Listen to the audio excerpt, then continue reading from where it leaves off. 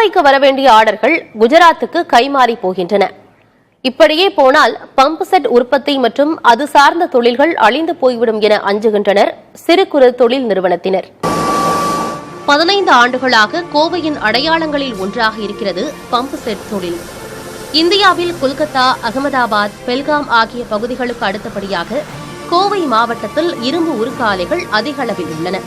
கோவையில் 400 சிறு குறு பவுண்டரி நிறுவனங்களும் 150 நடுத்தர நிறுவனங்களும் 50 பெரு நிறுவனங்களும் என 600 பவுண்டரி நிறுவனங்கள் இருந்தன.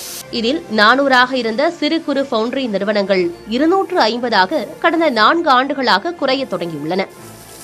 மூலப்பொருட்கள் விலையேற்றம் காரணமாக பம்பு செட் கிரைண்டர் தொழில் இடம்பெயர்ந்து குஜராத்தை நோக்கி சென்று வருகிறது. மற்ற மாநிலங்களின் பவுண்டரி தொழில்களுடன் போட்டியிட முடியாத நிலை உள்ளதாக கூறுகிறார்கள் உலோக வார்ப்பு உற்பத்தி நிறுவன உரிமையாளர்கள். இங்க இருக்கக்கூடிய பிராண்டட் சொல்லக்கூடிய நிறுவனங்களே அதுக்கு அவர்கள் செய்யக்கூடிய பம்புகளுக்கு உதிரி பாகங்கள் குஜராத்திலிருந்து வாங்கிக்கிறாங்க. அவர்கள் அப்படி வாங்குவதனால் இங்க இருக்கக்கூடிய அந்த உதிரி பாகங்கள் செய்து கொடுத்து கொண்டிருந்த குறு சிறு தொழில்கள் அதனால் கடுமையான பாதிப்பை நாங்கள் சந்தித்துக் கொண்டிருக்கிறோம். அது மட்டுமில்லாமல் எங்களுக்கு கொடுக்கிற உதிரி பாகங்கள் அவர்கள் கேட்குற காஸ்ட் ஆஃப் ரேட்டுக்கு எங்களால் கொடுக்க முடியல. காரணம் என்னன்னு கேட்டிங்கன்னா, ரா மெட்டீரியலும் வட மாநிலங்களில் வருகிறது. எங்களுக்கு வேண்டிய மூலப்பொருட்கள் அனைத்தும் வட மாநிலங்களிலிருந்து வருவதால் அந்த விலைக்கு கொடுக்க முடிகிறதில்லை. நம்ம தமிழ்நாடு லேபர் இப்போ ஆல்மோஸ்ட் இல்லைங்க. எல்லோரும் நல்லா படிச்சுட்டு எல்லாம் வேறு பெரிய வேலைக்கு போயிட்டாங்க. இந்த லேபர் லெவலில் பார்த்திங்கன்னா எங்களுக்கு மித்த ஸ்டேட்டை தான் டிபெண்ட் பண்ணுது. மெயினாக ஜார்க்கண்டு, உத்தரப்பிரதேஷ், பீகார் இந்த மாதிரி இருக்குது.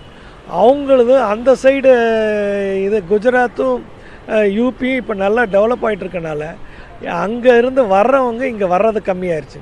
ஸோ அதனாலேயே எங்களோட உற்பத்தி குறைஞ்சிக்கிட்டே வந்துட்டு இருக்கு. ஜிஎஸ்டி செலுத்த வேண்டிய நடைமுறை சிக்கல், 18% MSME-க்கான ஜிஎஸ்டி வரி விதிப்பு என மத்திய அரசால் ஏற்பட்ட நெருக்கடி ஒருபுறம் என்றால், மாநில அரசின் மின்கட்டணம் உயர்வு தொழிலை முடக்கும் அளவிற்கு கொண்டு போவதாக வேதனை தெரிவிக்கின்றனர் MSME தொழில்துறையினர்.